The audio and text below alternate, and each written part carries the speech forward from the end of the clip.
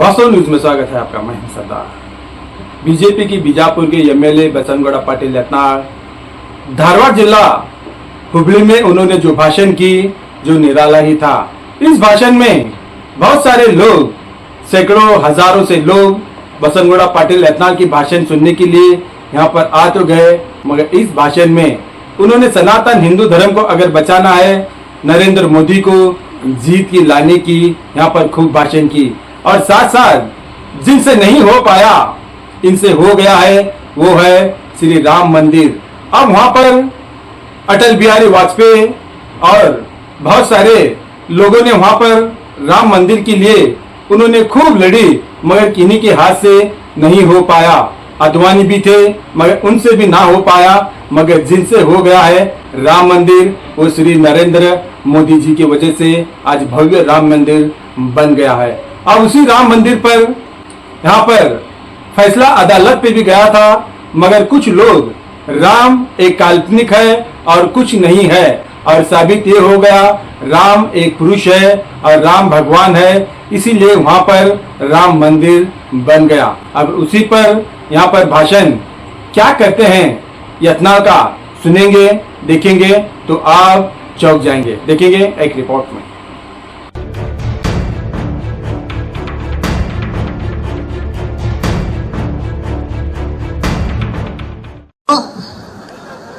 ಪಾಪ ಸೋನಿಯಾ ಗಾಂಧಿ ಅಂತಿರ್ಬೇಕು, ಎಂತಾದ್ರೆ ಹುಟ್ಟತಪ್ಪ ನಾನು ಹೊಟ್ಟೆಯಾಗ ಅಂತವ್ರ ಕೈ ಈ ದೇಶ ಕೊಳ್ಳಕ್ ತಯಾರದಿರಿ, ಏನು ತಯಾರದಿರಿ? ಕ್ಯಾಂಡಿಡೇಟ್ ಯಾರದಾರ ಅಂತ ತಲೆ ಕೆಡ್ಸೋಬೇಡ್ರಿ, ಬರೇ ಏನು ನೋಡುದು, ಆ ಹೆಗಡೆ ಇಲ್ಲ ಈ ಹೆಗಡೆ ಅದಾರ, ಒಟ್ಟು ಹೆಗಡೆನೇ ಅದಾರ ಇಲ್ಲ. ನಿಮ್ದೆಲ್ಲ ಕೆಲಸ ಏನದ ವಿಚಾರ, ಹಿಂದೂ ಸನಾತನ ಹಿಂದೂ ಧರ್ಮ ಉಳಿಬೇಕು. ಉಳಿಬೇಕಾದ್ರೆ ನಾವೆಲ್ಲ ಏನ್ ಮಾಡ್ಬೇಕು? ನರೇಂದ್ರ ಮೋದಿಯವ್ರಿಗೆ ಕೆಲವೊಂದು ಮಂದಿ ಮನ್ಯಾಗ ಕೂತಾರ ಸೆಟ್ಕೊಂಡು. ನಮ್ಮಲ್ಲಿ ಜಗಳ ಇತ್ತು ಬಿಜಾಪುರ್ನಾಗ, ನಮ್ಗ ರಮೇಶ್ ಡಿಸುಮ್ ಇತ್ತು. ನಾ ಹೇಳ್ದೆ, ನಾವು ಜಗಳಾಡಿ ಭಾರತ ಹಿಂಗಾಗ್ಯದ. ನಾನು ನನ್ನ ಧರ್ಮದ ರಕ್ಷಣೆಗಾಗಿ, ನನ್ನ ದೇಶದ ರಕ್ಷಣೆಗಾಗಿ ಇವತ್ತು ನರೇಂದ್ರ ಮೋದಿ ಅವ್ರನ್ನ ಆರಿಸಿ ಕಳಿಸ್ಬೇಕಾದದ್ದು ನನ್ನ ಧರ್ಮ. ಹೊರಗೆ ಬರ್ಬೇಕು, ಯಾರ್ಯಾರು ಮನೆಯಾಗ ಕೂತಿರಲ್ಲ ನೀವು, ಅಪ್ಪ ಒಂದು ಪಾರ್ಟಿ, ಮಗ ಒಂದು ಪಾರ್ಟಿ, ಹೋಗೋದಿದ್ರೆ ಎಲ್ಲರೂ ಕೂಡ ಹೋಗ್ಬೇಕು. MLA ಉಳಿಬೇಕು, ಮಗ ಕಾಂಗ್ರೆಸ್ಗೆ ಸೇರ್ಪಡೆ, ಅಪ್ಪ ಮನೆಯಲ್ಲಿ ಆರಾಮಿಲ್ಲ.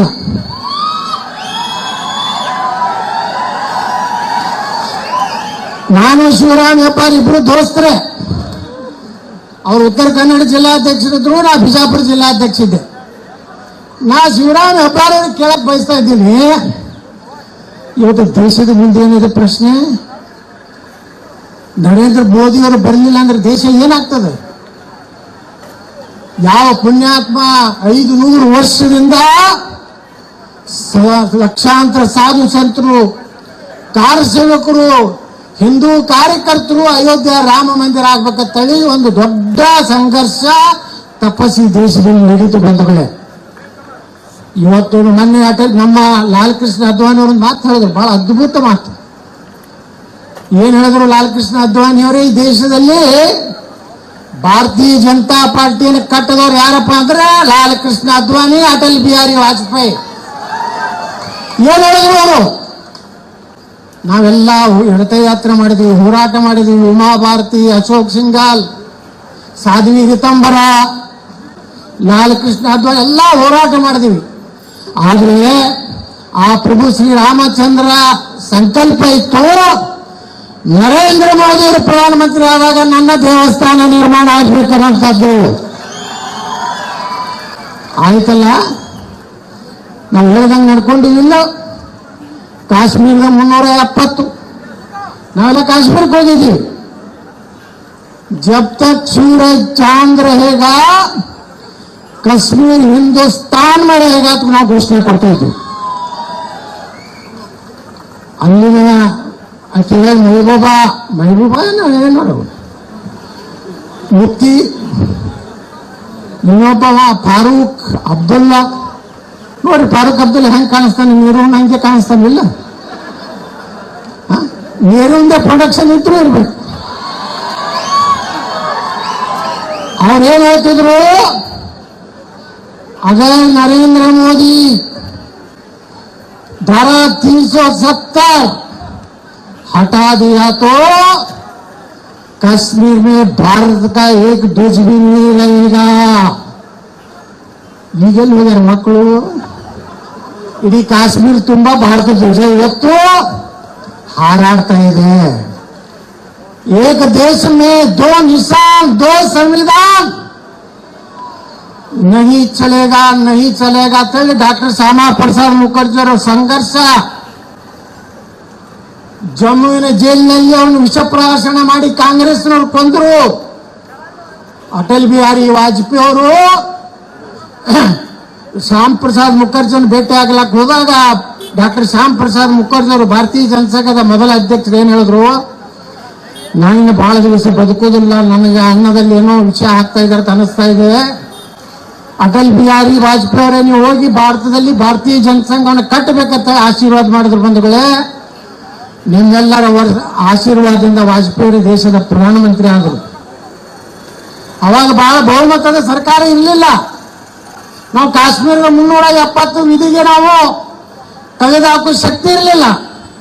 ಅಯೋಧ್ಯ ರಾಮ ಮಂದಿರ ನಿರ್ಮಾಣಕ್ಕೆ ಕಾಂಗ್ರೆಸ್ನವರು 27 ವಕೀಲರು ಕಪಿಲ್ ಸಿಬಾಲ್ ಹಿಡಿದು ಸುಪ್ರೀಂ ಕೋರ್ಟ್ ನಲ್ಲಿ ಏನು ವಾದ ಮಾಡ್ತಾ ಇದ್ರು, ರಾಮ ಕಾಲ್ಪನಿಕ, ರಾಮನೋ ಈ ಭೂಮಿ ಮೇಲೆ ಹುಟ್ಟೇ ಇಲ್ಲ ಅಂತ ಹೇಳ್ತಿದ್ರು.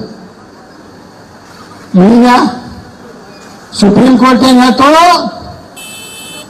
ರಾಮ ಕಾಲ್ಪನಿಕ ಅಲ್ಲ, ರಾಮ ಭವಿಷ್ಯ ಭಾರತದ ಯುಗ ಪುರುಷ. ರಾಮ ಇಲ್ಲಾರ್ದನೆ ಭಾರತ ಇಲ್ಲ, ಭಾರತ ರಾಮನ ಬಿಟ್ಟಿಲ್ಲ. ಎಲ್ಲರ ಮನೆಯಾಗೂ ರಾಮನೇ. ಬಾಬಾ ಸಾಹೇಬ್ ಅಂಬೇಡ್ಕರ್ ಅವರ ತಂದೆ ಹೆಸರು ರಾಮನೇ, ನಮ್ಮ ಅಪ್ಪನ ಹೆಸರು ರಾಮನೇ, ನನ್ನ ಮಗನ ಹೆಸರು ರಾಮನೇ. ನಾನು ಲಿಂಗಾಯತರು ಅದೀನಿ. ರಾಮಗೆ ಬ್ರಾಹ್ಮಣರು ಲಿಂಗಾಯತರು ಏನೂ ಇಲ್ಲ. ದಲಿತರ ಮನ್ಯಾಗೂ ರಾಮದಾನ, ಬ್ರಾಹ್ಮಣರ ಮನ್ಯಾಗೂ ರಾಮದಾನ. ರತ್ನ ವಿಧಿ ಮತ್ತೆ ಕಾಶ್ಮೀರಕ್ಕೆ ಕೊಡ್ತೀವತ್ತಾರ. ಅದಕ್ಕೆ ನೀವು ಕಾಂಗ್ರೆಸ್ ವೋಟ್ ಹಾಕ್ತೀರಾ? ಕಾಂಗ್ರೆಸ್ ವೋಟ್ ಹಾಕ್ತೀರಲ್ಲ. ಮುಂದೇನು ಹೇಳ್ತಾರೆ, ಅಲ್ಪಸಂಖ್ಯಾತರ ರಕ್ಷಣೆಗಾಗಿ ಒಂದು ಹೊಸ ಕಾನೂನು ತಗೊಂಡು ಬರ್ತೀವಿ.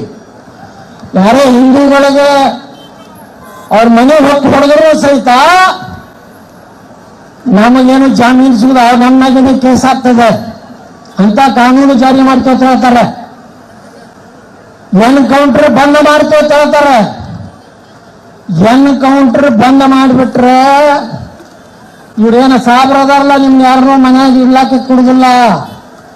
ಸಿರ್ಸಿ ಒಳಗ ಕಾಂಗ್ರೆಸ್ ಅಧಿಕಾರಕ್ಕೆ ಬಂದ್ರೆ ಪಾಕಿಸ್ತಾನ ಧ್ವಜ ಹಾರಿಸ್ತಾರೆ, ಬೆಳಗಾವದಲ್ಲಿ ಧ್ವಜ ಹಾರಿಸ್ತಾರೆ.